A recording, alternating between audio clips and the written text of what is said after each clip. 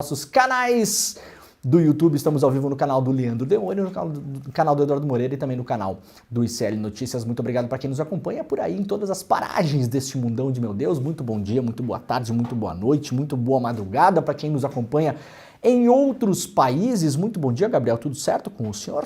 Tudo bem? Tudo certo, com você, Bom, tudo bem. Foi bom o seu final de semana? Não, Tá meio adoentado, né? Tá todo mundo Sim. meio adoentado nesta cidade, neste país, né? Neste mundo também, né? De todos os modos. Mas tá tudo certo, né, Gabriel? Vamos que vamos, né? Vamos lá, que segunda-feira é o melhor dia da semana, né, Gabriel? Não? Pra mim era sábado. É sábado. Não, pra mim é sexta, sabe? Sexta é um dia bom. Quinta começa a ficar feliz já. Sexta eu fico mais feliz ainda. Sábado também. Mas eu gosto de segunda-feira. Eu sou o contrário do Garfield. Gosto de começar a semana animado. É aquela tirinha da montanha-russa da semana. Vai subindo e descendo, né? Isso, Eu espero que até o final da minha vida nós tenhamos aí as jornadas laborais de 4 dias. Seria bom, né? Ou pelo menos a gente pudesse folgar. Seria tão melhor se a gente pudesse trabalhar segunda, terça, aí não trabalhar quarta, né, Gabriel? Aí trabalhar quinta, sexta, aí não trabalhar sábado e domingo. Seria legal, né? Seria bom. Vamos propor isso também. Acho que as pessoas não vão gostar se a gente não aparecer na quarta-feira aqui.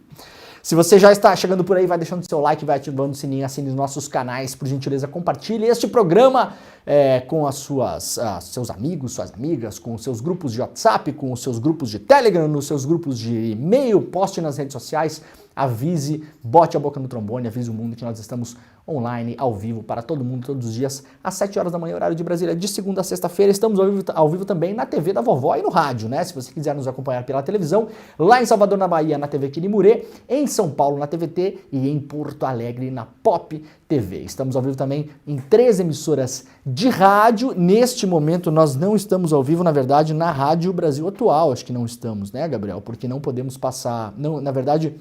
O nosso programa, ele compete com o horário político obrigatório, então desperta nesse período eleitoral. Infelizmente não estamos com os nossos parceiros lá da Rádio Brasil Atual, mas comumente estamos ao vivo na Rádio Brasil Atual em São Paulo, 13 emissoras de rádio em São Paulo, você pode nos ouvir, principalmente as pessoas que nos ouvem no carro, né? Já peguei muita gente ouvindo os programas aí no Uber, táxi, então muito obrigado pela companhia de todo mundo que está por aí ouvindo pelo bom e velho radinho, principalmente pela Rádio Heliópolis e pela Rádio Cantareira e também pela Rádio Brasil Atual. Quando acabar o horário político obrigatório, estaremos de volta lá com os nossos parceiros, tá bom? Olha só, gente, tá chegando a hora essa semana, eu estarei em São Paulo, ao vivo no estúdio, com os meus queridos amigos e colegas, a Juliana Dalpiva, o Chico Pinheiro, o Edu Moreira e a Roberta Garcia, para a gente falar sobre o preço da independência, o preço da independência jornalística. A gente vai estrear aqui mais uma série documental exclusiva, ao vivo e gratuita para mostrar como foi ser jornalista nos anos Bolsonaro. Tem gente que esquece, né?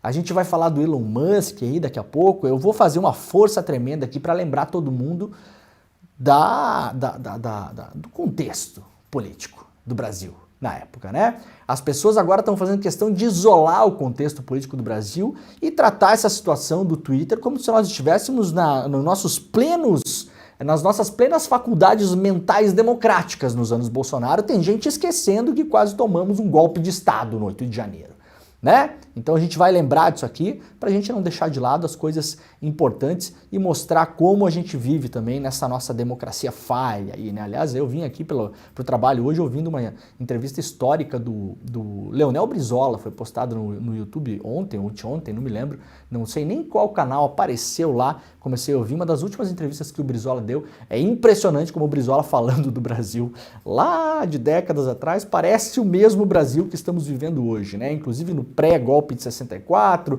muita gente chamava o Brizola e outras pessoas que denunciavam o que estava acontecendo de paranoicos, de mentirosos, não tem influência dos Estados Unidos nenhuma, não existiu o Plano Condor, não tem nada disso. Olha, atenção, nós estamos em guerra hoje. O Brasil hoje é alvo de uma guerra internacional, de um assédio global de bilionários, empresários e políticos que querem desestabilizar a nossa democracia. Pense o que você quiser. Essas coisas sempre começam assim. Todo mundo que começa a falar essas coisas parece maluco. Eu não tenho problema nenhum em parecer maluco. Nenhum, mas nenhum mesmo, né? Até pouco tempo atrás, não, a Lava Jato, imagina. Teoria da conspiração, que a Lava Jato tem influência dos Estados Unidos. O que é que ficou provado depois? Teoria da conspiração, que os Estados Unidos querem derrubar o presidente no Brasil nos anos 60, né? O que é que ficou comprovado depois? Neste momento, o Brasil é novamente alvo de um assédio internacional comandado por um bando de vagabundos. Tá bom? Vamos deixar isso aqui registrado e vamos parecer todo mundo meio maluco por enquanto, e aí a gente deixa o tempo passar. E aí a gente vai olhar para trás e vai ver o que estava acontecendo. Daqui a pouquinho a gente entra no assunto do Elon Musk, mas ó, o nosso evento, que vai acontecer agora, quinta-feira, né, Gabriel, às 8 horas da noite, é um evento gratuito online, vai passar para o mundo todo, no entanto, você tem que fazer a sua inscrição em despertaicl.com.br, tá?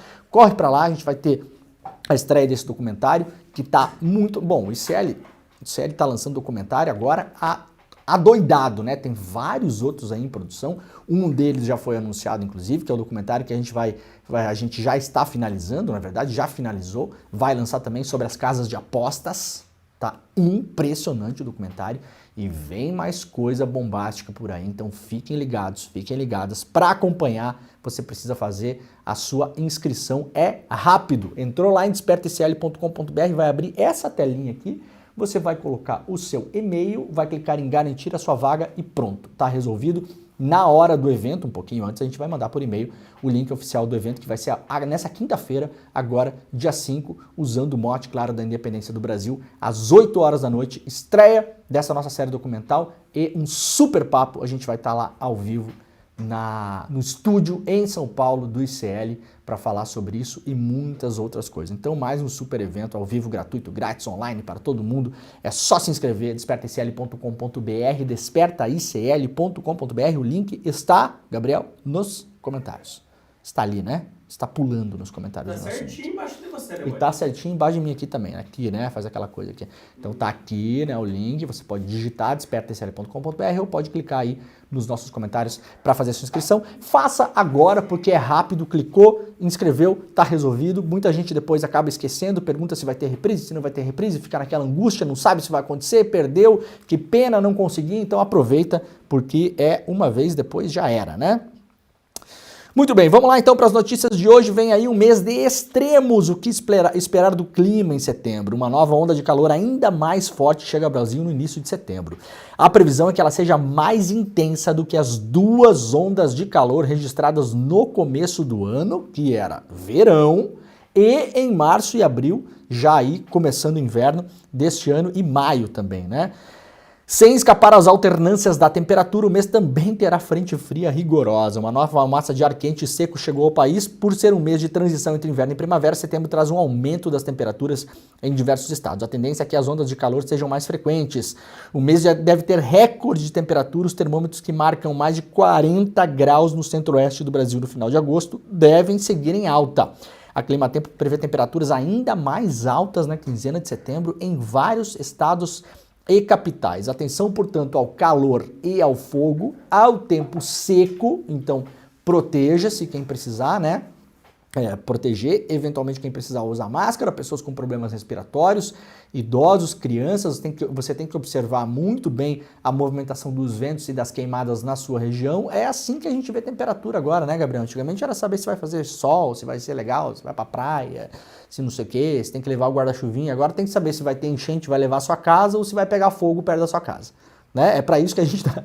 Infelizmente é triste, né? Eu tô rindo, mas é para isso que a gente dá a previsão do tempo aqui. Desde o ano passado, vocês sabem disso, né? Eu fico avisando aqui, ó, vai chover e tal, não sei o quê, pra você tomar cuidado mesmo, né? Tomar cuidado porque previsão do tempo se tornou uma questão de sobrevivência no Brasil e no mundo, e a gente vivendo no meio dessa onda que a gente está vivendo da emergência climática. O tempo seco e quente traz risco para mais queimadas. Frente fria também deve chegar no meio de setembro, ou seja, a gente deve ter um setembro muito quente até a metade do mês, para o final do mês. Depois, uma nova frente fria deve entrar ainda pelo Brasil. O número de dias frios vai ser menor, mas pode ter aumento de tempestades severas no sul do Brasil a partir do encontro da massa de ar frio com a quente. Os temporais não necessariamente são mais intensos, mas ocorrem em maior número. Lembrando que este ano a gente fez aqui uma cobertura intensa das cheias no Rio Grande do Sul, que foi esse ano, mas No ano passado, teve 2 cheias importantes, uma delas do meio para o final do ano, em novembro. Nós estamos entrando nesse período, pode ter esse choque de ar quente com ar frio, podemos ter tempestades, principalmente no sul do Brasil, então atenção, preparem-se, infelizmente é medida de atenção e contenção de danos daqui para frente. Acompanhe a previsão do tempo, principalmente, de novo, no sul do país, em regiões que já foram atingidas por enchentes e, se necessário for, vocês terão que deixar as suas casas, tá bom? Essa é a real da previsão do tempo no Brasil, neste tempo histórico em que vivemos. A ANEEL anuncia a bandeira tarifária vermelha para patamar 2 para o mês de setembro, ou seja, a conta de energia elétrica deve aumentar. A ANEEL anunciou na sexta-feira, pela primeira vez em pouco mais de 3 anos, foi acionada a bandeira vermelha patamar 2.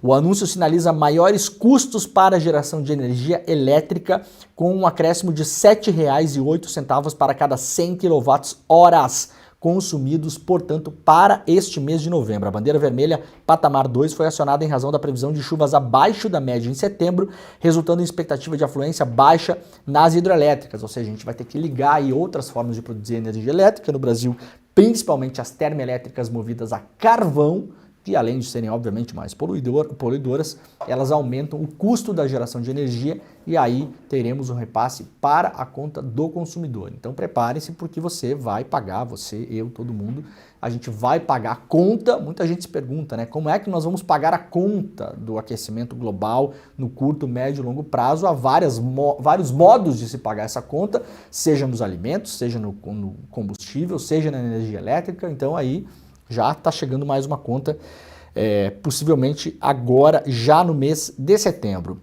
O orçamento de 2025 prevê salário mínimo de R$ 1.509, com um aumento de quase 7%. O Ministério do Planejamento e Orçamento prevê que o salário mínimo vai aumentar em 2025, o aumento previsto é de quase 7% na comparação do valor atual. Atualmente é 1.412, a previsão é ir para 1.509. O novo valor do salário mínimo faz parte do projeto de lei orçamentária, né, que vai ser enviado ao Congresso. Na verdade, já foi enviado ao Congresso na sexta-feira e agora começam as negociações com o Congresso para o orçamento do ano que vem, um Congresso com poderes extrapolados, muito também por conta do ambiente político e do orçamento secreto, emenda PIX, emenda boleto, emenda não sei o quê, emenda cartão de crédito, emenda não sei o quê. Cada ano fica mais difícil porque o orçamento é aprovado pelo Congresso e o jogo de negociação e barganha é pesado. De acordo com o Ministério, o novo salário mínimo leva em consideração 3,82% dados pela variação estimada pela inflação e 2,91% de aumento real decorrente do crescimento do PIB. Então vai ter um aumentinho real para cima da inflação. O salário mínimo é a segunda vez que isso acontece, no ano passado também aconteceu. Lá no iclnoticias.com.br, jogar videogame moderadamente pode ser benéfico para o bem-estar mental, sabia, Gabriel? Lá em casa nós substituímos sempre que podemos, com o nosso filho, os videozinhos de YouTube e os shorts pelo videogame. Eu sempre achei que fosse mais saudável e agora a ciência, né, pesquisa japonesa, entrevistou mais de 8.000 pessoas entre 10 e 69 anos de idade e chegou a essa conclusão, né, porque, obviamente, quando você está jogando videogame, você não está no modo apenas, modo passivo, né? Você está tomando decisões a todo tempo. Meu filho de 6 anos fica lá jogando FIFA, né? Tem que tomar 1 milhão de decisões, apertar 1000 botões, um passa, um lança, um cruza, um chuta, o outro corre, o outro dribla, o outro tem que fazer a marcação, o outro dá o carrinho e é uma confusão, né? E aí tá o cérebrozinho lá funcionando, né? Então jogar videogame de modo moderado é sim um excelente exercício mental para jovens, adultos e idosos, para todo mundo, né? Então, boa notícia é a ciência confirmando mais uma vez, né? Claro, moderadamente, né? Como tudo na vida, né? Comissão pede ao CNJ a correção de certidões de mortos pela ditadura. Recriada no início de julho passado, a Comissão Especial para Mortos e Desaparecidos Políticos retomou oficialmente os trabalhos na sexta-feira. No evento, a presidenta do colegiado, Eugênia Augusto Gonzaga, e o ministro dos Direitos Humanos, o nosso querido Silvio Almeida, entregaram ao representante do Conselho Nacional de Justiça um pedido oficial para que a instituição responsável por, entre outras coisas, recomendar medidas que aperfeiçoem o sistema judiciário, aprove uma resolução determinando a correção das certidões de óbitos dos mortos e desaparecidos políticos. A retificação dos registros emitidos às famílias ao longo dos anos é uma das 29 recomendações da comissão em um relatório de 2014. O documento é fruto do trabalho de 2 anos e 7 meses da comissão e colheram depoimentos e analisaram documentos com o objetivo de esclarecer as graves violações de direitos humanos ocorridas durante a ditadura militar, né? Muitos mortos tinham lá suas certidões como desaparecidos ou com mortes que tinham sido colocadas lá que eram farsas, né? Porque tinham sido assassinadas pela repressão, né, e colocava lá como suicídio, por exemplo, era um clássico que estava nas certidões. Agora, muitas famílias pedirão a revisão dessas certidões para a real morte dessas pessoas que foram assassinadas pelo Estado com um aparato estatal na ditadura militar, empresarial, civil brasileira. Vamos lembrar que não foi só militar essa ditadura, teve apoio de muita gente, né? Indústria, nos bancos, né? Nas empresas, na sociedade brasileira. Segundo a comissão, em 407 dos 434 casos de mortes e desaparecidos confirmados em 2014, os termos lavrados nos documentos não refletem a real causa dos óbitos. É o caso, por exemplo, do documento entregue à família de Danielza Soares Santana Coqueiro, chamada também de Maria Dina, né? Até hoje não sabemos como nossos parentes morreram e onde foram sepultados.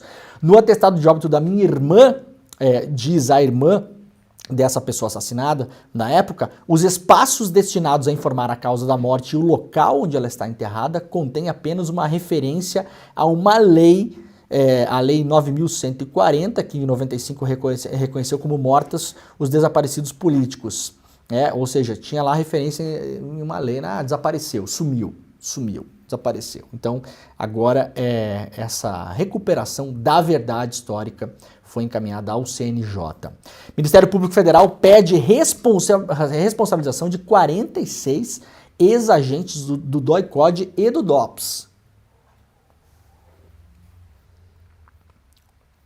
O Ministério Público Federal em São Paulo entrou com uma ação na Justiça Federal pedindo a responsabilização de 46 ex-agentes da ditadura militar por envolvimento direto ou indireto em torturas, mortes e desaparecimentos de 15 opositores do regime. Segundo o MPF, todos eram ligados a unidades de repressão, como o Destacamento de Operações de Informação, o Centro de Informações de Defesa Interna, o famoso DOI-CODE, né? E também o DOPS, o Departamento de Ordem Política e Social, e também o IML, na época, que foi cúmplice de vários desses casos, o IML em São Paulo. A ação no âmbito civil pede, entre outras coisas, que o ex-agente ou suas famílias façam um ressarcimento ao Estado brasileiro, uma vez que o país precisou indenizar as vítimas da ditadura.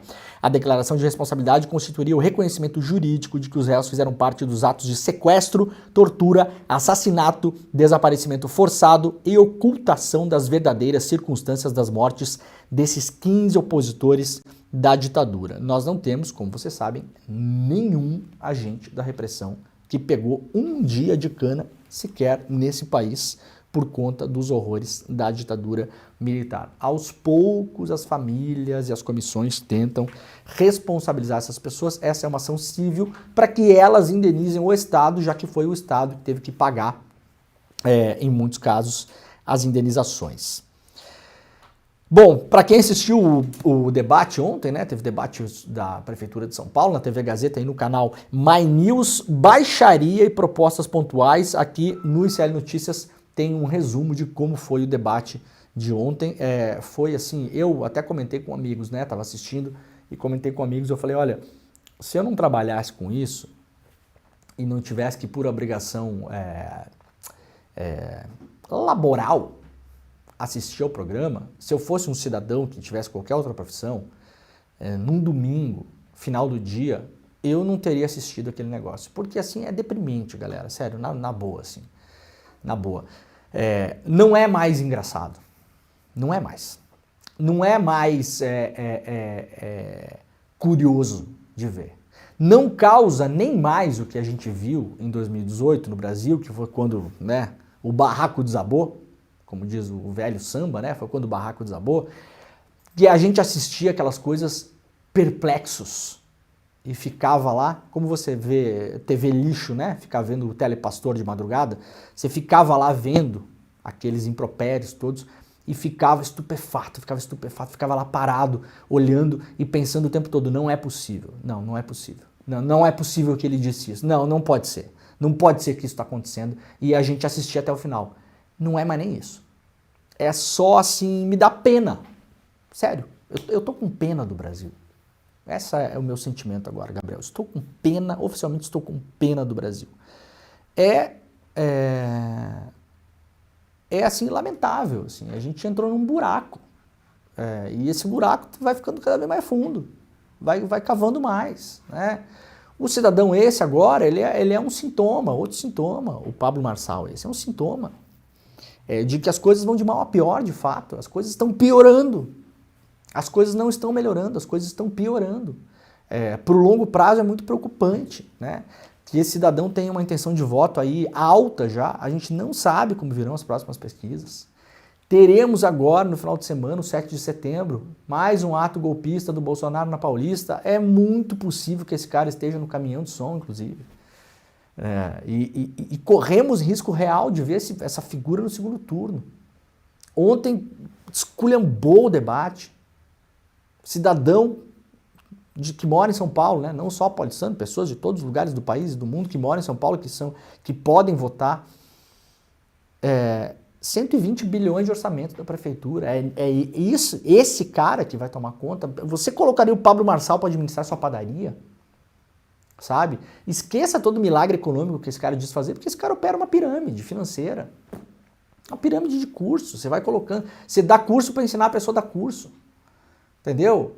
Não é que o cara é um educador que dá curso para as pessoas aprender a ser manicure, a outra lá vai fazer o curso preparativo para a OAB, o outro vai aprender redação para ir bem no Enem. Não, ali é uma pirâmide de curseiro, que vai levar, já levou, aliás, ao desespero e à falência milhares de pessoas. Já há vários depoimentos por aí de pessoas que entraram nessa onda aí. Uma seita.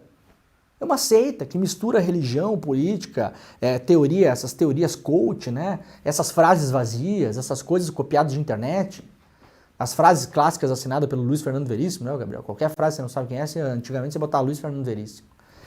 Entendeu? É isso que vocês vão fazer, gente. Na moral, botar o orçamento de São Paulo na mão desse cara. Eu fiquei com pena ontem. Fiquei com pena, não consegui ver muito até o final. Dei uma dispersada ali. Não dá para entender o que você está vendo ali. É um show de horrores. Enquanto as pessoas falavam, o cara ficava fazendo um gestinho lá, a câmera dividida, e aqui vai de novo, assim, eu sei que é difícil fazer debate ao vivo com uma figura como essa, não é fácil, aqui não vai um julgamento aos colegas que fizeram o debate ontem, nem a direção da TV Gazeta e tal, mas em alguns momentos, assim, o cara estava falando, tinha um candidato falando com a tela dividida ao meio, né? Aparecia um candidato respondendo de um lado e o outro aparecia o cara esse, que é para ser os dois, um reagindo ao outro, um debatendo com o outro, ideias para São Paulo, ideias políticas, ideias ideológicas, de todo modo, qualquer coisa.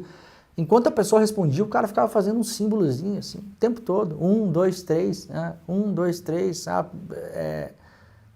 Por que não se tira do ar isso? Sabe, eu tenho dificuldade de entender também. A gente tem uma tendência na imprensa a demorar para reagir, a duvidar das coisas, a sempre achar que quem critica e aponta que é um perigo, que é um problema, que isso é um exagero, que vocês estão exagerando, que isso é a teoria da conspiração. Não, o Pablo Marçal, imagina, nunca vai ser prefeito de São Paulo. Vamos acordar, galera. A gente está em 2024, a gente tem 10 anos de experiência com isso. Tem uma linha do tempo clara de tudo que aconteceu no mundo nos últimos tempos. Tem um esquemão funcionando. Essa gente conseguiu tirar o Reino Unido da União Europeia, galera. Poxa, o que mais precisa? Trump, Salvini, Orbán, Milei, Le Pen, extrema-direita na Alemanha agora, pela primeira vez desde o fim da Segunda Guerra Mundial, vencendo eleições regionais. Um partido com um ímpeto nazista, que já foi ligado a grupos extremistas, é ligado a grupos extremistas na Alemanha. Políticos condenados por usarem slogans nazistas, 2024, Milei, Bolsonaro. Não, Marçal, imagina. Não vai ser. Não pode. Prefeito de São Paulo, não, vai. Pode até não ser, mas é uma realidade. A gente precisa combater isso. Eu estou vendo de novo o que aconteceu em 2018 no Brasil. Esse caso do Elon Musk é a mesma coisa. A mesma coisa. O caso do Elon Musk parece a época das pedaladas fiscais da Dilma. Ah, mas então não teve abusos e erros tomados pelo STF, pelo Alexandre de Moraes? Teve, ora. Já falamos de alguns aqui várias vezes, inclusive. Inclusive de desafetos meus, desafetos até pessoais, pessoa que me processou. Que eu vim aqui e falei, não, isso aqui tá errado. Ah, mas então não teve as pedaladas fiscais? Teve também as pedaladas fiscais. Teve. Era o motivo para causar o caos que foi causado no Brasil com o impeachment de uma presidenta eleita na época? Aí não adianta agora, 10 anos depois, aparecer um monte de senhorinho arrependido. Realmente, né, foi exagerado. O pessoal falava golpe na época, a gente falava, mas agora realmente... Vai adiantar daqui a 10 anos vocês virem falar do Elon Musk? Que estava junto com um grupo de bilionários e políticos de vários lugares do mundo e golpistas atingindo o Brasil em cheio. O Brasil agora, nesse momento, é alvo de uma guerra internacional. Ai, Demore, que exagerado você era. Falaram a mesma coisa na época do impeachment da Dilma, não falaram? As forças que falavam que o impeachment contra a Dilma era um golpe, elas eram contra-majoritárias. Super criticadas. Espezinhadas publicamente, aliás. Acorda, galera. Acorda, se antecipa, joga antes o jogo. Esse jogo de senhorzinho, de garfinho e talher, não, aqui é o debatezinho, então a gente vai manter as regras. O cara tá burlando todas as regras. Todas. Tá comendo com farofa esse negócio da guerra da comunicação. A gente vai ficar fingindo que tá sentado no século XVIII com peruca branca na cabeça, comendo um fazão na mesa do castelo? O castelo tá ruindo, moçada. Tá ruindo. Conseguimos segurar a extrema-direita no Brasil com as eleições. Conseguimos. Conseguimos segurar na unha ali depois do 8 de janeiro. Conseguimos. Isso não vai parar. A coisa não está normalizada. Esse Pablo Marçal é mais um sintoma apoiado por parte importante da população brasileira. Por desinformação, ignorância, má-fé, interesse financeiro, interesse em capital político, uma série de coisas.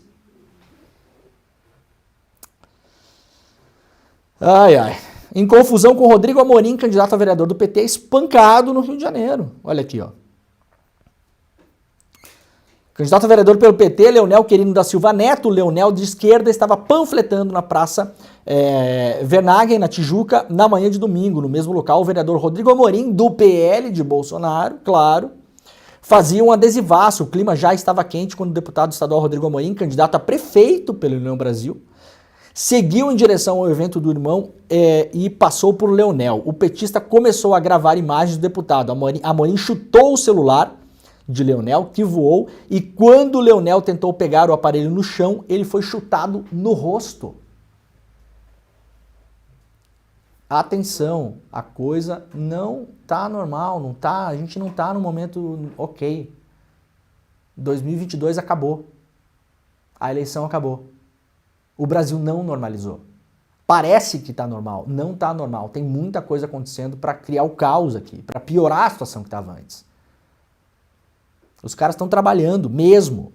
Isso aqui é mais um sintoma só, né? STF mantém condenação do ex-deputado Arthur Duval por pegadinha no YouTube. A primeira turma do STF manteve a condenação do ex-deputado estadual e youtuber Arthur Duval, conhecido como Mamãe Falei. Ele foi condenado ao pagamento de indenização de 60 mil por danos morais a duas pessoas que participaram de entrevista conduzida pelo próprio Duval na Avenida Paulista e exibida em forma de pegadinha no YouTube. A Justiça de São Paulo atendeu a ação movida pelo homem e pela mulher envolvidos, que alegaram ter sido enganados e ridicularizados ao participarem do vídeo. Ao manter a decisão na primeira instância, o Tribunal de Justiça de São Paulo considerou que o vídeo foi editado com trechos e que os autores da ação foram retratados em contexto de ridicularização. Em recurso extraordinário no STF, o ex-parlamentar defendeu a legalidade da própria conduta e que não poderia ser punido por exercer sua liberdade de expressão. Claro, tá aí, ó, essa é a grande bandeira. Quem é contra a liberdade de expressão? Quem que é contra a liberdade de expressão? Né? Isso é a mesma história do pela família. Quem é contra a família? Quem aqui é contra a família? Nas suas mais variadas formas. Quem é contra? Mas nós sabemos o que eles querem dizer com a palavra família. E nós sabemos o que eles querem dizer com a expressão liberdade de expressão. Abra um olho. Eu sei que muita gente que me acompanha aqui sabe, mas eu quero reforçar isso, principalmente nessa grande história do Twitter no Brasil. Bom, segue caçado, mamãe falei aí, pelo menos um, né? Candidatos violam regra eleitoral e usam imagem de inteligência artificial para criticar Lula sobre as queimadas.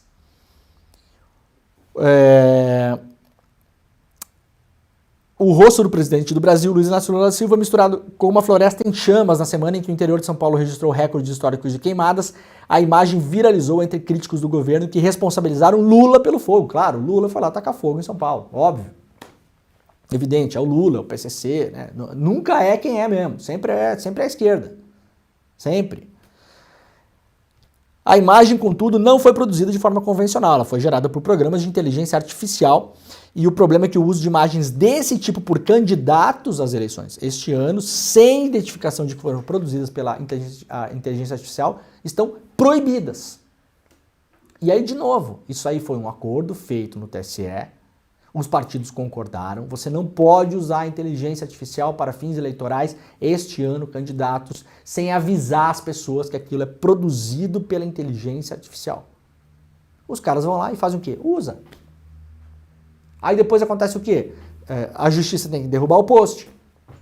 Se a pessoa fica reiterando essas histórias na rede social, a justiça vai lá e derruba a conta da pessoa. Se continua reiterando, depois a pessoa eventualmente eleita é cassada, e aí é o quê? Liberdade de expressão. É um ciclo de provocação às nossas instituições democráticas. Isso é feito de propósito. Claro que muita gente faz na ignorância, mas não são as pessoas que a gente conhece. Isso é um movimento proposital para gerar vitimização, para dizer, tá aí, ó, ditadura, né? É liberdade de expressão, não pode mais, o Brasil não sei o quê. Tá aí, por que tem candidato usando isso, se não pode? Aí vai lá o TSE e manda derrubar o post. A pessoa faz o quê? Fala que foi censurado. Vamos acordar para isso enquanto é tempo, né? Vamos lá para o caso Elon Musk? Vamos lá então. A Starlink, que é a empresa do Elon Musk que é provedora de acessos de internet por satélite, avisou a Anatel que não cumprirá o bloqueio do Twitter no Brasil. O Twitter no Brasil foi bloqueado na sexta-feira, né? A gente já tinha feito programa aqui, portanto não falamos nisso. A partir do bloqueio, os provedores de internet são os responsáveis pelo bloqueio, né? O provedor é avisado pela Anatel, vai lá e bloqueia o IP, né? O IP, o DNS, enfim, coisas técnicas que não entraremos nas minúcias aqui. Mas vai lá, o provedor então você tem um provedor na sua casa aí, Vivo, TIM, claro, ou os provedores regionais pequenos, o Brasil tem mais de 20 mil provedores, né? Nas cidades. O provedor que vai bloquear o acesso. Então você não tem mais como acessar. O Starlink é um provedor que opera em território brasileiro. Disse que se nega a cumprir.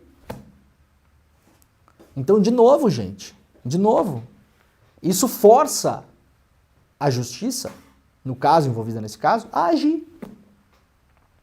No caso, o Alexandre de Moraes. Isto é proposital. Proposital.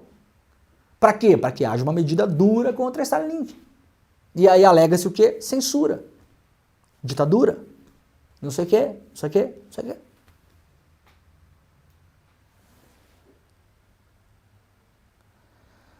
A Anatel pode caçar a outorga da Starlink se ela se recusar a bloquear o X. É uma medida de violência, como se fala, né?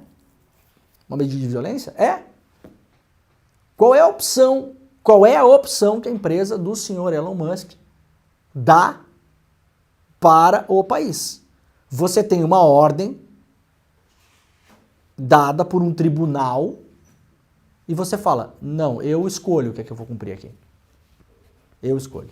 Não vou cumprir. Não vou cumprir a ordem. Tá? É direito, inclusive, seu, digamos assim, um direito moral, talvez, de não cumprir a ordem judicial. Pode não cumprir. Mas haverá consequências. É injusta a minha condenação aqui.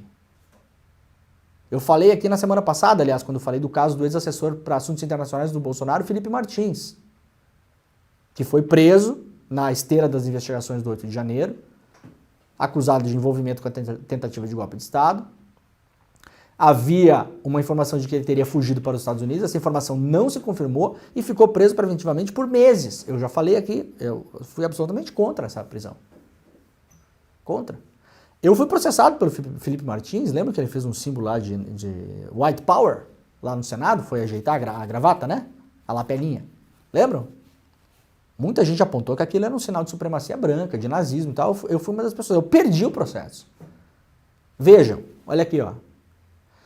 A jornalista Bárbara Gância ganhou. Mesmo processo que o meu, mesmo, exatamente mesmo. Vejam como é a justiça, tá? Vejam se isso não me causou revolta. A Bárbara Gância ganhou. Se eu não me engano, o pessoal do Brasil 247 ou da Fórum, não lembro agora aqui, ganharam também. Foram processados pelo Felipe Martins e ganharam. A justiça falou, não, realmente a sua crítica em relação a que ele fez um símbolo que pode ser um negócio nazista está correta. Eu perdi, Gabriel. O processo era o mesmo. Mesmo assunto, a mesma imagem, a mesma observação que fizemos todos nós. Eu fui o único jornalista que perdeu o processo no Brasil. Único. Eu tive que pagar uma multa de 10 mil reais para o senhor Felipe Martins. Eu poderia ter me negado a não pagar, né, o Gabriel? Poderia ter falado, não vou pagar. Acho injusto, ora. Por que eu perdi se fulano ganhou, se ciclano ganhou? Vários jornalistas ganharam, vários. Por que eu vou pagar? Então eu poderia ter me negado a pagar. O que aconteceria comigo, galera? O que vocês acham que aconteceria comigo? Ia começar a correr multa da decisão judicial. Possivelmente iam tentar tomar alguma coisa da minha vida para pagar, né? Penhorar algum bem meu. E no limite eu poderia até ser preso. Então eu posso não cumprir a decisão judicial? Posso. Haverá consequências? Haverá consequências. E aí eu poderia espernear que aquilo era injusto, era censura, era não sei o que, não sei o que. Eu decidi não cumprir a decisão, rapaziada, fui lá cumprir. Tá cumprida, tá feita, acabou o processo. Perdi meu dinheiro lá, né? Tive que trabalhar para dar dinheiro pro senhor Felipe Martins. Faz parte, perdi. Aquela juíza Ludmila Lins Grilo, lembram? A juíza que andava sem máscara no Rio de Janeiro, ensinando as pessoas a andar sem máscara no meio da pandemia. Juíza de direito, paga pelo nosso suado trabalhinho. Chupando sorvete em shopping center? Vou ensinar aqui a andar sem máscara no meio da pandemia. Lembram? Foi expulsa da magistratura depois. Por várias outras tretas que tinha. Aquela juíza me processou na comarca onde ela trabalhava. Vocês querem coisa mais injusta do que isso? Uma cidade desse tamanho, chamada Unai, com 2, 3 juízes, sendo que ela era um desses juízes, me processou lá, onde ela trabalha. Quem me julgou, Gabriel? Os juízes que tomavam um cafezinho com ela. Vocês conseguem imaginar que há alguma justiça num processo como esse? Vocês imaginam o que aconteceu com o processo? Eu ganhei ou perdi o processo? Perdi o processo. Perdi. Teve o que fazer? Não. Teve a quem recorrer? Não. Na verdade eu recorri, né? A Câmara Recursal, que era na mesma comarca. É quase num nível assim que quando vê, tá a própria juíza sentada lá me julgando. Mas foi nesse nível. Hoje a juíza fica dando lição de moral pra lá e pra cá, né? Usou a justiça em benefício próprio. Tive que pagar multa pra ela também, inclusive. Cumpri a decisão judicial? Cumpri. Achei que ela é justa? Não. Achei ela absurdamente injusta. Eu deveria, no mínimo, ter direito de ser julgado em outra cidade, em outro lugar, onde os juízes não conhecessem a fulana. Pedi para que fizessem isso. Foi acolhido? Não foi acolhido. Entenderam? Isso aqui é uma guerra. É uma guerra. Eu aposto para vocês que a Starlink não vai bloquear o Twitter. O que farão as instituições brasileiras? A Anatel vai ter que entrar com algum tipo de representação e vai tentar caçar a outorga, o direito da Starlink de operar no Brasil. Vai prejudicar um monte de gente? Vai prejudicar muita gente. Mais de 200 mil clientes no Brasil, que podem ficar sem internet, porque o serviço vai cair. E aí, o que se faz? Qual é a alternativa a isso aqui? Deixar a empresa operar ilegalmente? O que falarão os outros 20 mil provedores de internet no Brasil? Não, peraí. Só um pouquinho. O bonitão aqui pode, por que eu não posso? E aí os outros eventualmente vão começar a fazer também. E aí pode chegar num ponto Em que a Anatel não pode fazer mais nada. A Anatel vai fazer o quê? Ela vai derrubar 10 mil provedores de internet no Brasil? Estamos sob ataque. Coloquem isso na cabeça de vocês. Ah, Leandro, que exagero, você não sei o que, não sei o que. Esse programa ficará gravado para a posteridade. Não tem problema nenhum em parecer exagerado. Nenhum problema. Zero. Eu estou olhando as coisas como elas estão acontecendo. É isso que está acontecendo no país agora. O Elon Musk tem interesses bilionários no país. Bilionários. Aliás, eu vou escrever sobre isso essa semana, lá no site do ICL. Vou escrever sobre isso. Esse negócio do Twitter é uma guerra de comunicação para outras coisas. Para o Elon Musk e para os seus mais de 100 sócios no Twitter, que inclui príncipe da Arábia Saudita, magnata de toda a ordem, gente que apoia a extrema-direita no mundo inteiro, que tem muita grana. Há outras movimentações por trás, lá abrindo a cortina do teatro e olhando para os bastidores. Bom, o STF colocou em julgamento do plenário virtual na turma, né, o bloqueio do Twitter. O Alexandre de Moraes tomou uma decisão monocrática, bloqueou o Twitter no Brasil e agora, hoje, à meia-noite, abriu a votação para a turma. O STF, vocês sabem, tem duas turmas, né? O ministro Alexandre de Moraes já votou para manter o bloqueio, ele é o ministro relator do caso, e agora de manhã o Flávio Dino também já depositou o seu voto. O Flávio Dino acompanhou o Alexandre de Moraes e votou para manter o bloqueio também. A expectativa é que seja 5-0. 5-0. Os outros ministros votarão agora, Carmen Lúcia, Zanin, Dino, Alexandre de Moraes e o outro, você pode conferir para mim, Gabriel, quem é? Deixa eu ver se a turma está colocada toda aqui pelos nossos colegas lá do site. Aqui, ó, já achei. Carmen Lúcia, Fux, Zanin e Dino. Então, Alexandre e Dino já votaram, faltam 3 votos. Tá? A expectativa é que seja 5-0. De novo, o que se faz em relação ao Twitter é uma medida extrema de força absurda você cortar acesso a uma rede social no Brasil? Sem dúvida. Eu, particularmente, estou feliz com ela? Não, estou muito triste, inclusive. Não pelo acesso em si, mas pelo que representa. É muito ruim, é péssimo para a imagem do Brasil. Lá fora não pega bem. Né? Apesar do fato de que eu acompanhei toda a cobertura da imprensa internacional, pelo fato de você ter o Elon Musk na equação, lá fora as pessoas também já não acreditam mais no Elon Musk. A história da liberdade de expressão foi para o espaço. Ninguém mais cai no conto do Elon Musk. New York Times, Washington Post, The Guardian, Le Monde, La República, Correio de la Sera, La Estampa, El País. Nenhum jornal comprou a ideia de que o Brasil está numa ditadura. Nenhum. E não vai comprar. Não vai comprar porque é impossível dissociar essa história do Elon Musk. O Elon Musk que não bloqueia, que não luta por liberdade de expressão nenhuma na Turquia, na China, né? Em vários lugares onde tem negócios, na Índia. Na Turquia e na Índia o governo manda tirar conteúdo e derrubar contas de opositores políticos diretamente, muitas vezes não passa nem pelo sistema judicial. Na Turquia eles usam o exército para entrar com ações em cortes locais de primeira instância. E o Twitter vai lá e derruba sim. Derruba mesmo, derruba conta de opositor político, a maioria na Turquia de lideranças curdas. Todos sem poder usar Twitter. Sabe o que o Elon Musk respondeu lá, inclusive no Twitter, publicamente? Por uma pessoa que falou, pô cara, cadê a liberdade de expressão, que é o grande valor? Né? Você não é o absolutista da liberdade de expressão? Não vai brigar com o governo Erdogan para manter as contas, como está fazendo no Brasil? Resposta do Elon Musk lá no Twitter. Ele escreveu isso. A opção era derrubar algumas contas e posts ou derrubar o Twitter inteiro. O que você prefere? Bom, no Brasil ele preferiu derrubar o Twitter inteiro. Na Turquia, não. Por quê?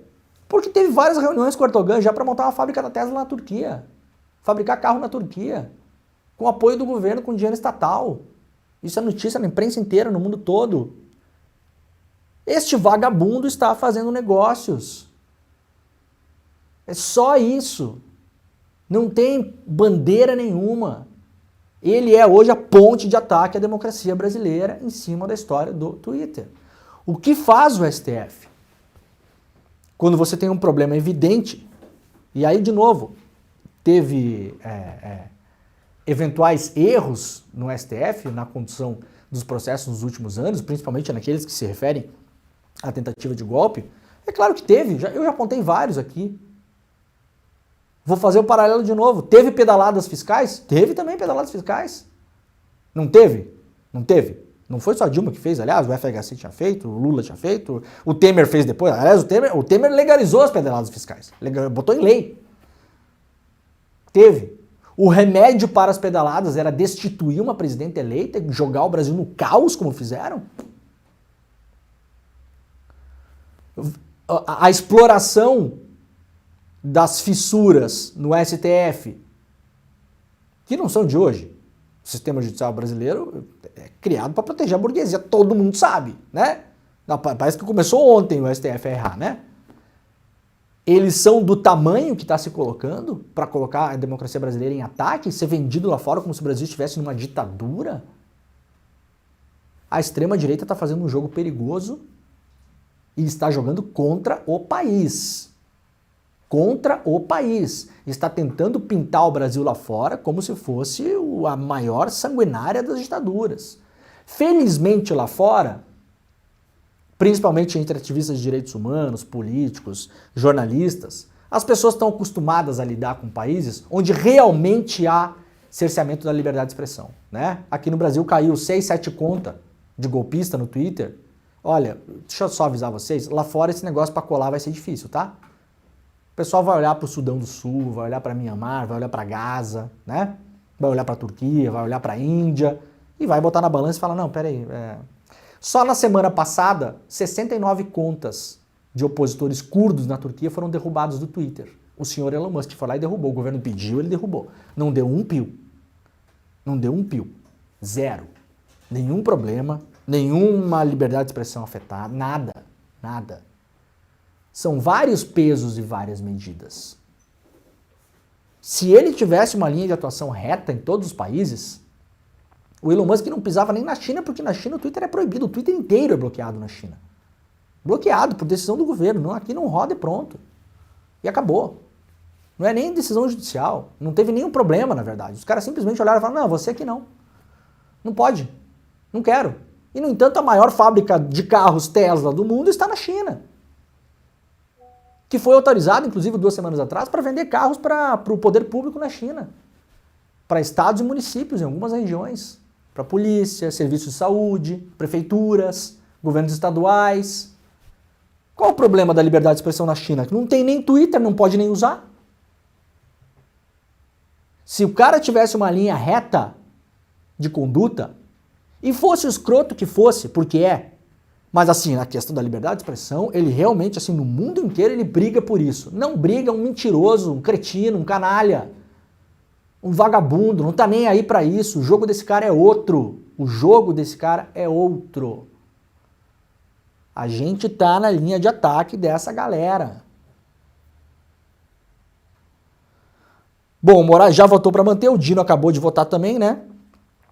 Olha aqui, a matéria da BBC News Brasil. Isso aqui, todo mundo que acompanha o Elon Musk sabe disso. Tem 1 milhão de reportagens sobre isso ao longo dos anos.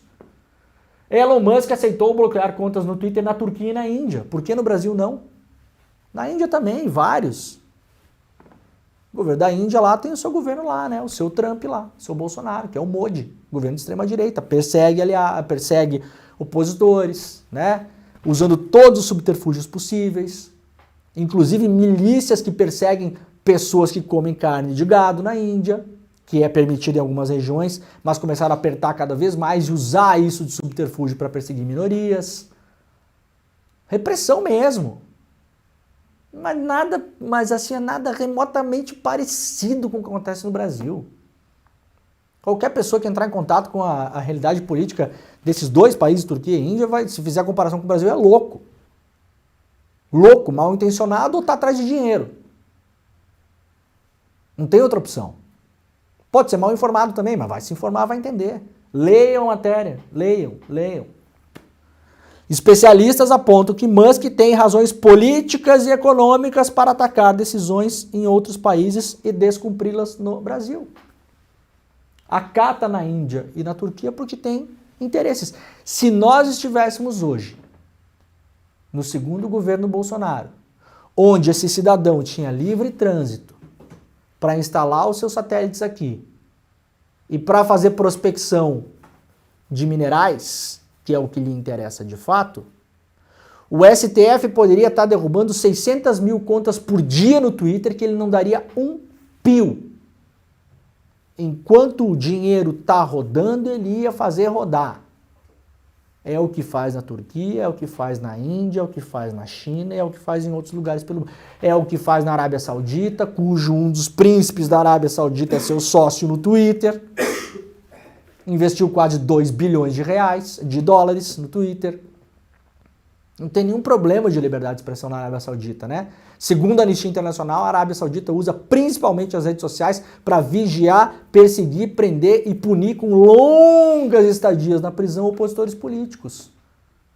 Tem algum problema de liberdade de expressão o senhor Elon Musk na Arábia Saudita? Nenhum. Pelo contrário, um dos sócios dele é um dos príncipes da dinastia do reinado da Arábia Saudita. Sócio, no papel, dono do Twitter, tem um pedaço do Twitter. E investiu numa empresa de inteligência artificial do Musk também. Sócio. Parceiro de negócios. Ora.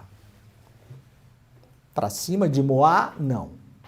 Quem quiser acreditar, quem quiser isolar o que aconteceu no Brasil a partir da tentativa de golpe de Estado, quem quiser pegar esses atos isolados e pegar assim, mas não houve injustiça no caso do fulano, do ciclano, veja que absurdo, como se o Brasil fosse Nárnia. Não, nós estamos em Nárnia. Nárnia. Tá tudo bem, não tem nada acontecendo aqui. Aí veio esse cara lá, desceu, né, dos céus, um absolutista da liberdade de expressão, e veja esses casos escandalosos que acontecem aqui. Os maiores escândalos estão aqui no Brasil. Quem quiser continuar olhando por essa ótica, como se o Brasil fosse um país absolutamente normal, se tivéssemos uma absoluta normalidade democrática, né? Analisando esses casos no microscópio, analisando um por um sem olhar em volta, boa sorte. Boa sorte. Depois não venham, daqui uns anos, dar uma de João sem braço. Eu nem sei mais se dá para usar esse negócio de João sem braço, né? João com braço, então, sei lá. Realmente, né, galera? Acho que foi exagerado, né? Realmente, né? Pois é. Qual é o maior risco para a democracia brasileira, vocês acham? Elon Musk e seus comparsas de crime? Ou o STF? Com todos os seus problemas. O STF, com todos os seus problemas. Que passam muito para além desse caso aqui. Que passa por marco temporal, concertação com as elites, decisões em relação a causas trabalhistas que 99%, exagerando aqui, é a favor de empresa e contra trabalhador, com todos os seus problemas. Todos os seus problemas. Quem é mais danoso para... A gente vai colocar a política da democracia brasileira na mão desse cara? Desse aventureiro? Desse vagabundo? Não, que é liberdade de expressão, isso aqui. Daqui uns anos a gente vai ver várias arrependidas por aí, né? Vários arrependidos. Realmente, na época, já exageramos, né? Não era isso, né? A ditadura da toga, né? Pois não foi bem assim, né? A Dilma era golpe mesmo, né? O Bolsonaro vai se acalmar, não, vocês estão exagerando, o Bolsonaro não é tudo isso, o Bolsonaro não é nazista. Aparece o secretário de cultura do Bolsonaro fazendo cosplay do Goebbels. Não, realmente ele parece nazista, né? Nossa! Como vocês são rápidos em tomar atitudes e chegar a conclusões, né? No meio do caminho vão tentando destruir a reputação de todo mundo que aponta que tem coisa errada. Aí depois lá na frente esquece o que falou, muda o disco, não pede desculpa pra ninguém e quer ainda se vender como uma pessoa que descobriu a roda. Vocês aqui não, tá? Vocês aqui não. No futuro a gente vai ver como vai ficar essa coisa. O Brasil é hoje alvo de ataque internacional, orquestrado, organizado por políticos, lideranças, empresários, financistas, banqueiros, bilionários, todos ligados à extrema direita, que têm interesses ou financeiros, econômicos neste país ou de conseguir angariar capital político. E se depender do andar da carruagem, a depender de como as coisas andarão, a gente vai ter um novo golpe no Brasil. Vocês não duvidem disso. Tá aqui esse programa. Segunda-feira, 2 de setembro, está gravado para a posteridade. Daqui a pouquinho eu vou estar lá no ICL Notícias, primeira edição, que está começando agora, aliás, para tensionar um pouco mais esse argumento e para fazer essa denúncia, porque é de fato uma denúncia. Tá bom? Obrigado pela companhia de todo mundo. Amanhã estaremos de volta. Um grande beijo. Tchau. Só o conhecimento liberta, dizia José Martí, o cubano. Frei Beto completa e a informação compromete. Mas qual a independência de um jornalista ou de um veículo de comunicação para ser realmente independente e, com a sua informação, levar a compromissos das pessoas? Veículos e jornalistas que resolvem enfrentar os grandes interesses dos poderosos costumam pagar caro por isso. É sobre esse assunto que a gente quer conversar com você. Eu estarei aqui no ICL com Eduardo Moreira, com a Juliana Dalpiva e com o Leandro Demore para falar exatamente sobre isso. Nós vamos falar aqui de vários ataques e ameaças que nossos colegas sofrem quando resolvem assumir com liberdade o exercício do jornalismo. O ICL foi considerado, numa pesquisa da Escola Superior de Propaganda e Marketing, o veículo de jornalismo mais confiável no Brasil, à frente, inclusive, da grande mídia, à frente da TV Globo, da Globo News, de outros sites. É a importância do jornalismo livre que estamos fazendo, mas isso tem um preço. E nós queremos convidar você a estar conosco nesta conversa dia 5 de setembro, vai cair numa quinta-feira, às 8 da noite. Só conhecimento